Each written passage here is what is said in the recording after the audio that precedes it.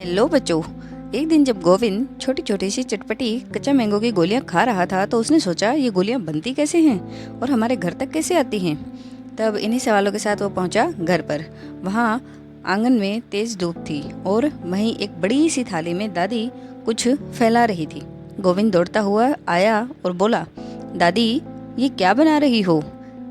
इतना चिपचिपा सा और इतनी अच्छी खुशबू क्यों आ रही है?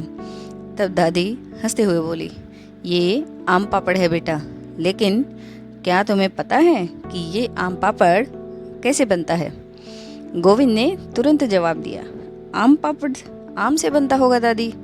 फिर दादी ने पूछा, और आम कहाँ से आता है, क्या तुम्हें पता है? गोविंद थोड़ा सा सोच में पड़ गया। तब उसने सोचा, पेड़ से।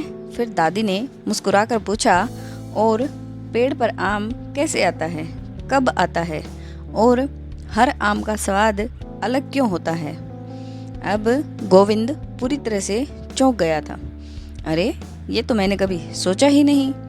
तब दादी बोली, अगर तुम ये आम पापड़ खाने से पहले उसकी पूरी कहानी जानना चाहो तो आज मैं तुम्हें कच्ची केरी से लेकर मीठे आम पापड़ तक का सफ़र सुनाऊंगी। गोविंद तुरंत वहीं बैठ गया और बोला, दादी मैं पूरी कहानी सुनना पसंद करूंगा। तब उसकी दादी ने बताया, कच्ची केरी पेड़ पर झूलती है और धूप में धीरे धीरे पकती है। खट्टे स्वाद से मीठा स्वाद उसका हो जाता है और फिर वह कहलाती है रसीला आम। तब गोविंद ने पूछा, पेड़ लगाने की शुरुआत इसकी कब होती है दादी?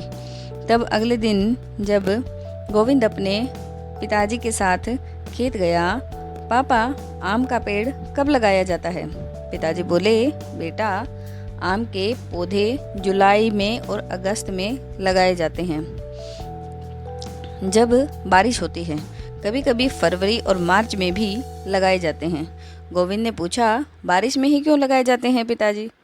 तब उसके पापा ने उसे बताया, क्योंकि उस समय मिट्टी गीली होती है और पौधा जल्दी बढ़ता है। तब उसने पूछा, फूल से फल बनने का जादू कैसे होता है पापा? और गोविंद ने देखा, पेड़ पर छोटे छोटे से फूल आए हैं। दादी ये आम है क्या? दादी बोली, नहीं बेटा, ये मंजर है, यानी कि फूल आया है, अभी फल नहीं। तब दादी बोली, दिसंबर और जनवरी में इसके फूल आते हैं और मार्च से लेकर जून तक ये फूल आम बन जाते हैं। गोविंद हैरान हो गया, मतलब हर आम पहले एक फूल होता है? दादी मुस्कुराई और बोली, हाँ एक फूल ही होता है। और गोविंद ने पूछा, फिर हम इनको तोड़ते कब हैं, यानी इनकी हार्वेस्टिंग कब होती है? जब आम बड़े और पीले हो जाते हैं तब इन्हें तोड़ने का समय आ जाता है। अब आम की हार्वेस्टिंग अप्रैल से जुलाई तक नॉर्मली होती है। हर किस्म का थोड़ा सा अलग समय होता है। एक पेड़ कितने साल तक फल देता है पापा? तब गोविंद ने पूछा और दादी ने गोविंद को पेड़ के पास ले जाकर कहा, ये पेड़ 5 साल पहले लगाया था, अब ये हर साल आम देगा। एक आम का पेड़ 40 से 60 साल तक फल देता है। तब गोविंद बोला, वाह, मतलब ये तो दादाजी जितना बूढ़ा हो सकता है। और तब उसने पूछा, दादी आम ये सभी अलग अलग कलर के, अलग अलग टेस्ट के कैसे होते हैं? तब दादी ने उसे दिखाया और बताया, ये है अल्फांजो आम। अल्फांजो सबसे मीठा और सबसे महंगा आम होता है। दूसरा दादी ने दिखाया दशहरी आम, जो कि लंबा और बहुत ही स्वादिष्ट होता है। तीसरा उन्होंने दिखाया लंगड़ा, ये हरा दिखता है पर अंदर से मीठा होता है।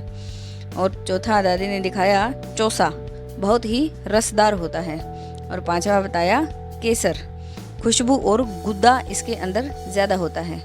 तब गोविंद सोच में पड़ गया, इनमें अंतर क्या है? तब गोविंद ने सीखा, स्वाद भी अलग है, रंग भी अलग है, आकार भी अलग है और गुद्दा भी अलग है। हर एक आम का, हर आम की अपनी पहचान होती है।